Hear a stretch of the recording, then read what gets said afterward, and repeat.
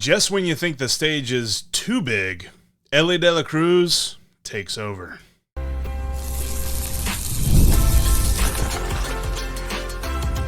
You are Locked On Reds, your daily Cincinnati Reds podcast, part of the Locked On Podcast Network, your team every day.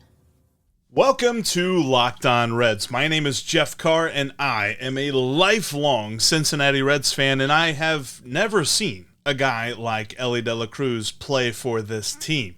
I mean, seriously, I've been a Reds fan longer than I can remember, and I've been doing this podcast. This is now my 6th season doing a daily show about the Cincinnati Reds. I'm so glad that you're along with me here today. Locked On Reds is part of the Locked On Podcast Network, your team every single day. And on today's episode, we are going to talk about the greatness, the amazingness that is Elly De La Cruz and what happens whenever he goes to these big markets, these big cities, and just shows out.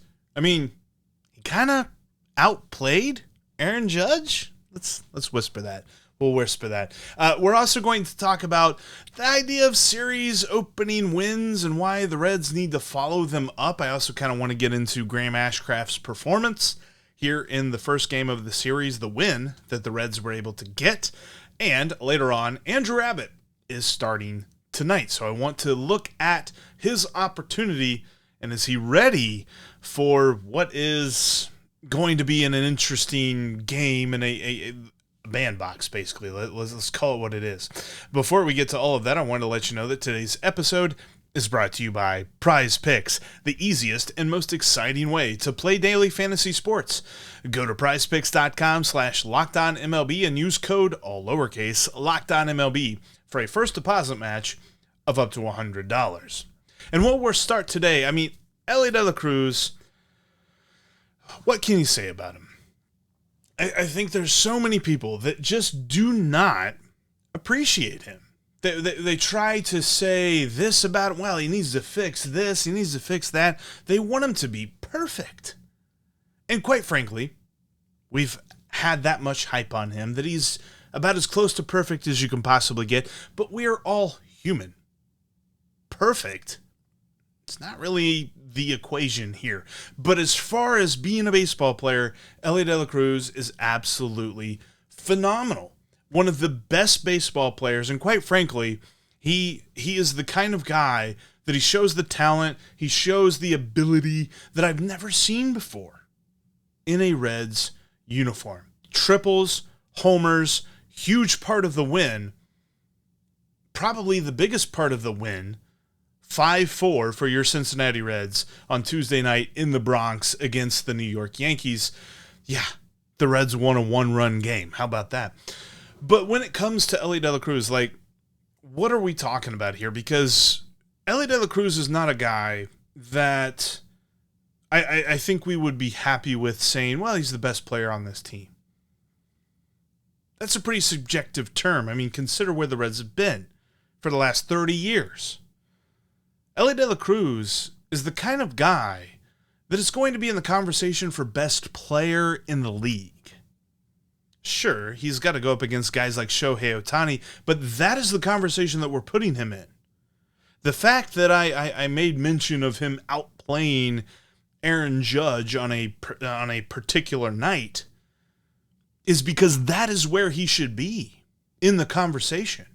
We're not talking about, oh yeah, well he's been real good, it's been real nice, but you know, we're not worried about comparing him to other players. We're not comparing him to Aaron Judge. I am. He's got that kind of talent. His power, his speed, his throwing arm, and quite frankly, his ability to hit from both sides of the plate. We talk about that a lot, like, oh, can he hit left? Can he hit right? Should he focus on one and get rid of the other? He showed it on Tuesday night with a home run that was a harder hit ball. Aaron Judge did hit a home run later on in this game because he's Aaron Judge, but Elly De La Cruz hit a harder home run, a further home run, and he did it from the right side of the plate, not from the left side of the plate, which is usually where he generates most of his power. Elly De La Cruz he's a 6'2" player. because he can do everything that he can do left-handed, he can do it right-handed as well. And I think that it's funny, and I saw the interview in the Inquirer with Pete Rose. Pete Rose talking about, well, he needs to get his average up. That's all you can say about him? That's it? Sure. He could have a higher batting average. That's disappointing.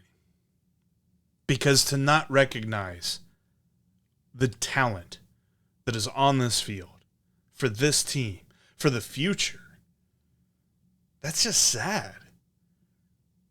I mean, Elly De La Cruz is the kind of guy that brings eyeballs to the Cincinnati Reds.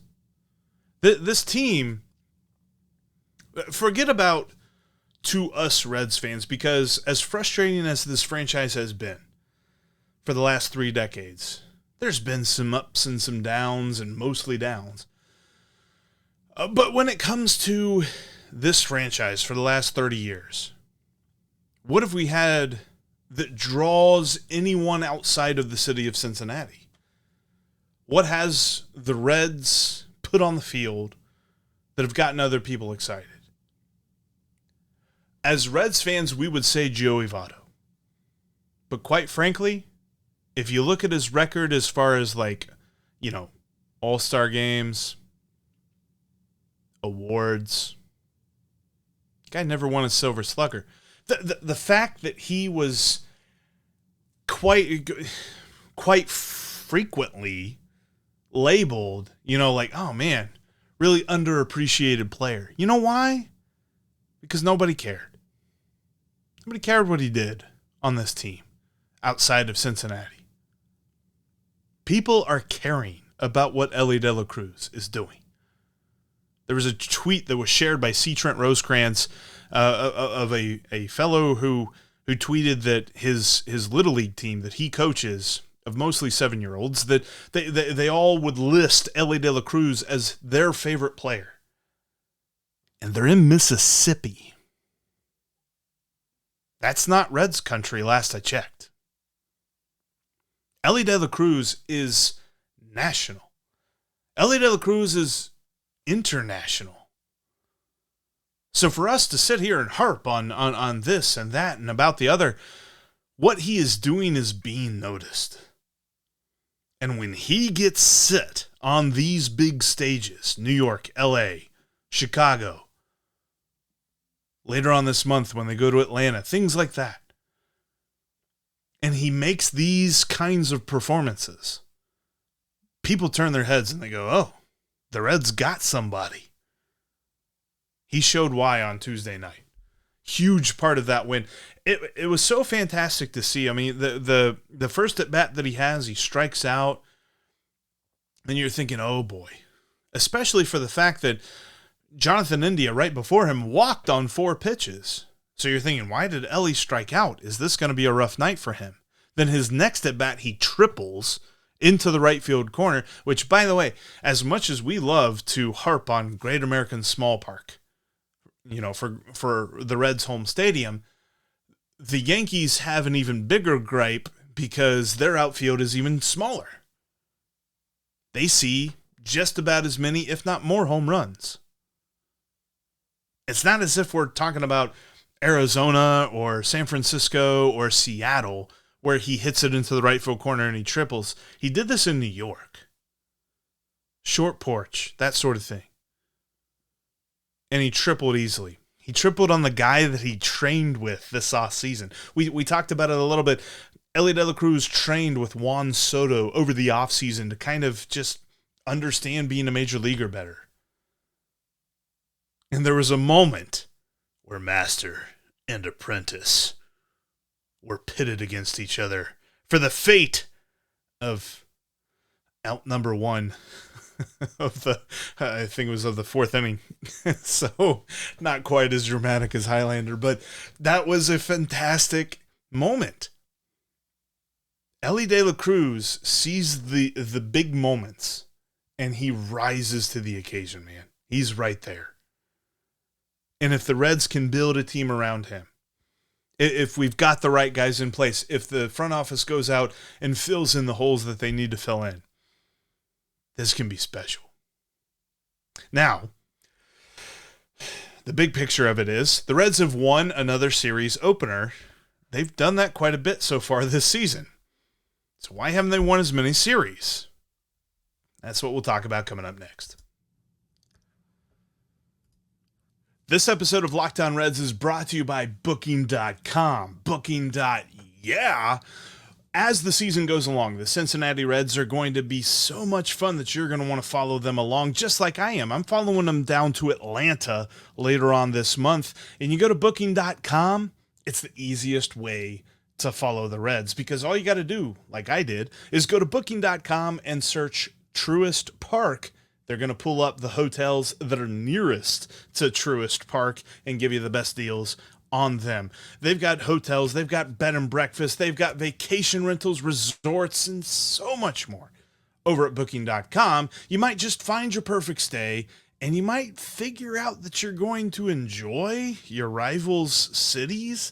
It can happen. From hotels that look over stadiums to family-friendly resorts, Booking.com has so many choices across the U.S. for your summer travel this MLB season. The right stay can make you a fan of any U.S. city, even your rivals. Book today at Booking.com. Book on the site or on Booking.com's app. And the best way to get to any Major League Baseball game this season is through Game Time. That's the way that I do it. That's the way that you should do it too. Game Time has amazing last-second deals on all of the tickets, on all of the seats in the stadium. You can find some crazy deals on some really close seats. You don't have to set up in the upper deck with Game Time because they're going to give you these all-in prices. Sometimes you go on other apps and you look at deals and you're like, is this the real deal? You go to you add it to the cart, you go to the cart, it just blows up in price. Game Time, when they show you that a ticket is $15, you know how much you pay for that ticket? $15. Check out Game Time today. Download the app and use the promo code LOCKEDONMLB for $20 off your first purchase. Game Time is the best way, the only way that I get down to the ballpark each and every game that I go to.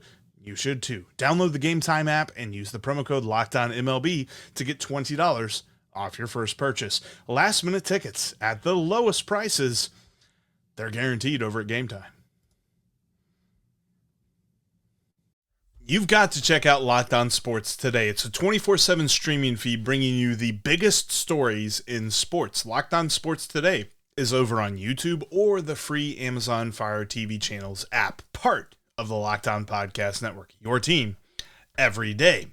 And speaking of every day, shout out to our everydayers out there. You guys are awesome. You've been with us all season long. Love hearing from you guys. If you haven't dropped a thought into the comment section here on YouTube, I encourage you to do so. Or drop me a line over on X at Jeff Carr with 3 Fs and hit me up.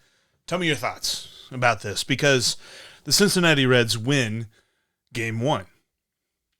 They've done that a lot this year. This is the 29th series that the Reds have played.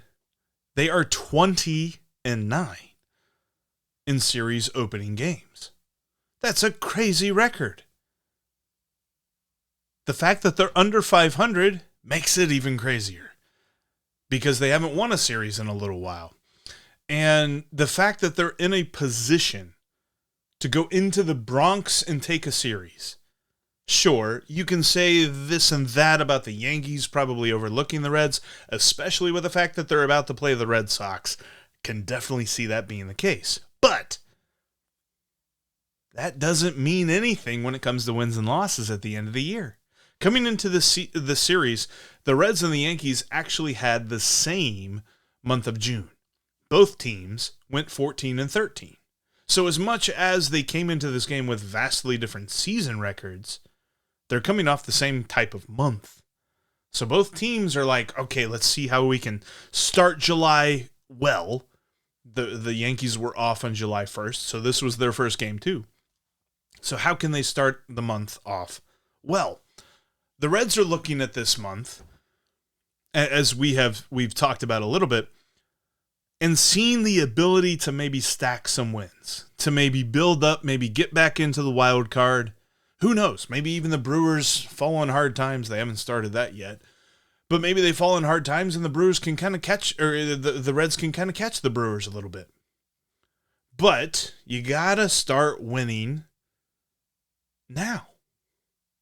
As tough as this series is, looking at where the Yankees, they're focused on a World Series. The Reds, they just want to make the playoffs.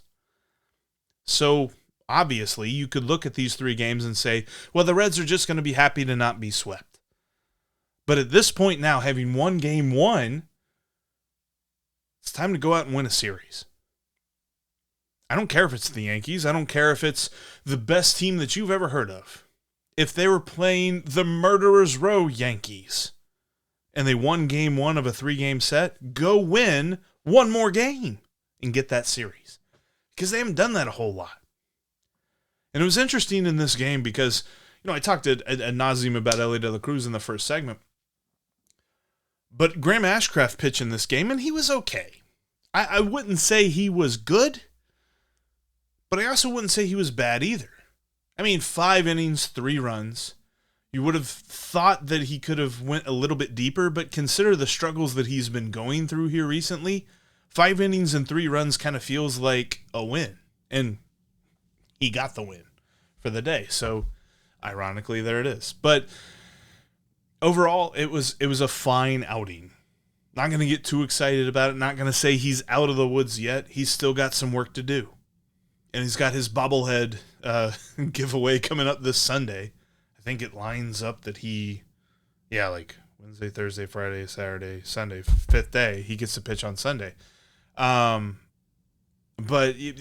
considering the struggles that he's gone through this season, the fact that he was able to do that against the Yankees lineup in the Bronx is phenomenal. Because the way that the Reds were able to just pile on the runs all in one inning, all you had to do was get 3 outs. Go out there each and every inning, get 3 outs. And while Aaron Judge eventually hit a home run, because that's just what he does, he has 32 home runs, by the way, already. That's insane. 32 home runs, what is that now, 82 RBIs? That's season totals for most players. There's going to be a lot of guys on this Reds team that don't hit that for the season. And he's already there on July. We're in July now. On July 3rd. That's where he's sitting. But I digress. If Aaron Judge can hit a home run and you can beat the Yankees, then you've done something really, really well. And Alexis Diaz pitched phenomenal. Fernando Cruz pitched phenomenal. That's what the Reds need moving forward. Can those guys lead this bullpen through the month of July? Because there's going to be some leads that need protecting. They're going to be facing some teams that they can score runs against. Can the pitching hold? Because the pitching's been phenomenal this year so far. Graham Ashcraft has kind of been the exception, being that he's been sent down to AAA to work on some stuff, and hopefully he figures it out and comes back and he's okay. But I'm not there yet. I'm not saying okay, happy with where Graham Ashcraft is. We've figured it out. But I think overall, this series win would it reset the palette of Reds country? I think it kind of would. And what happens if they win today? Andrew Abbott's going to have a lot to say about that. We'll talk about whether or not he's up for the task coming up next.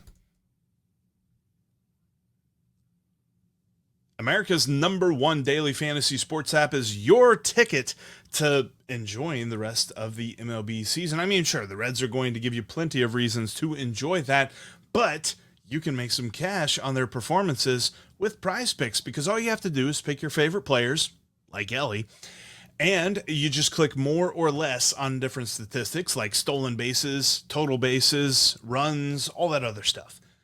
over at Prize Picks. And you put together 2 or more picks and watch the cash roll in. And in some cases, all you need is as little as 4 picks and you can win 100 times your money. We're talking about big payouts over at Prize Picks. Download the app today and use the code LOCKEDONMLB, all lowercase, for a first deposit match of up to $100. Again, that's promo code, all lowercase, LOCKEDONMLB, to get a first deposit match of up to $100 over at Prize Picks. It's the best way to enjoy the rest of the baseball season. And, I mean, make money on Elly De La Cruz performances, make money on Jonathan India performances, because all you have to do is click more or click less. It's that easy. You can catch every pitch of the Reds' hometown broadcast with SiriusXM, literally wherever you go. Just download the SXM app and search the word Reds. Plus, you can find great written content about your Cincinnati Reds over at CincinnatiRedsTalk.com. All right, the second game of the Reds and Yankees series is later on here tonight, Wednesday night. You've got Andrew Abbott on the mound, and it's funny because I think we would all believe that Andrew Abbott has kind of had a little bit of a mid-season. He's been fine. But in some cases, there's a lot of people that are saying that we're being a little bit too harsh about that. In fact, Andrew Abbott, according to Baseball Reference, has been the second best pitcher on the team, according to wins above replacement. This season, Andrew Abbott has done a fantastic job, and the thing that he is the best at is missing barrels. He's not a guy that's been missing a lot of bats. In fact, that's probably the biggest thing that he can work on is his ability to miss bats and cause swing and misses and get strikeouts and things like that. And quite frankly, his walk rate isn't phenomenal, but he has improved that year over year. It's better this year than it was last year. But the thing that is so much better this year than it was last year is the quality of contact against the pitches that he throws. Last season, he was not great. Bottom 5% of Major League Baseball in average exit velocity. This year, he's actually on the good side. We're talking like top 22% in Major League Baseball. So he's really flipped the script on that. Hard hit percentage, he's cut that by 10%. Hard hit, is a baseball that's hit 95 miles an hour or more. He's cut that by 10% from last season. Last year was at 42%. We talked a little bit during the offseason about Andrew Abbott and what we believe from his rookie season and what we're worried about. And one of the things that I talked about that I was worried about is the fact that the quality of contact against him was so good. He has fixed that. He's gone out and he's worked on that. The thing that now he kind of needs to fix a little bit more is the ability to get swings and misses and get strikeouts. Last year, he had a strikeout percentage of 26%. 26% of the batters he faced, he struck out. This year, only 19% of the batters that he has faced, he struck out. So while he's lowered his walk rate, his strikeout rate is lowered as well. And the other thing is, and when you look at, one of the best things about baseball is all of the different numbers, all of the different statistics, and all of the different ways that you can explain a player's performance. This year, Andrew Abbott has allowed the most home runs in the National League. That's concerning when you go to Yankee Stadium, new Yankee Stadium, whatever they're calling that. I mean, I know it's Yankee Stadium, but it's like Yankee Stadium Junior. I don't know. There's a lot of folks in the AL East, Blue Jays, Red Sox, Orioles fans, Rays fans that would be like, yeah, right. They play in a tiny park. So that element to today will be very interesting. How does Aaron Judge hit against him? How does Juan Soto hit against him? How do the power hitters, how do the guys that lead this team for the Yankees hit against Andrew Abbott? Because while he has shown the ability to limit hard contact, there have been some times where he's been hit hard. here recently in like recent outings and stuff like that for Andrew Abbott, you can point to the games where he had to be taken out immediately because he just didn't have it. He's going to need it here today. He's been good, though. I think it's going to be interesting to see how he responds to this Yankees lineup. The lineup is the strength for the Yankees team. Up until this season, the reason that their record is so good, their season record, is because their pitching has surprised everybody. They missed Garrett Cole for much of the season, and the Reds aren't getting him today, so that's a good thing. But they missed Garrett Cole for much of the season, and they got some surprise performances out of their pitching staff. The Reds were able to score 5 runs against them yesterday. We'll see what the Reds can do today. Thankfully, it's not a situation. It feels like if the Reds beat the Yankees 11-4 last night, I think I'd be more worried about today than the fact that they won 5-4 last night. Almost feels like they might have a few more runs left in the tank, maybe get a series win. Because you get a series win against New York and you come back home and you're talking about a winning road trip. Because if the Reds win one more game in these next 2, they're going to have a winning road trip. You're going to have a little bit of momentum to work with.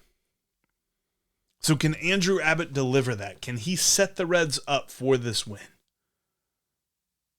I'll be excited to see if he can do that. But I appreciate you so much for checking out today's Locked On Reds podcast. That's going to do it for us here today. Make sure that you subscribe on your favorite podcasting app. And if you are watching here on YouTube, make sure you click the subscribe button and you click the bell to get notified whenever we've got new content for you. Actually, coming out later today, I'm going to talk with one of our Locked On Yankees hosts, Brian McKeon, and we're kind of going to break down this first game and look at the rest of the series, these next 2 games, and give you our prediction as to who's going to win this series. I think I might be picking the Reds. Not to give it away or anything like that, but I might be picking the Reds. I might be. That's a tease, though. But thank you so much for checking out today's Locked On Reds podcast, and we will talk to you here soon because we are Locked On Reds every single day.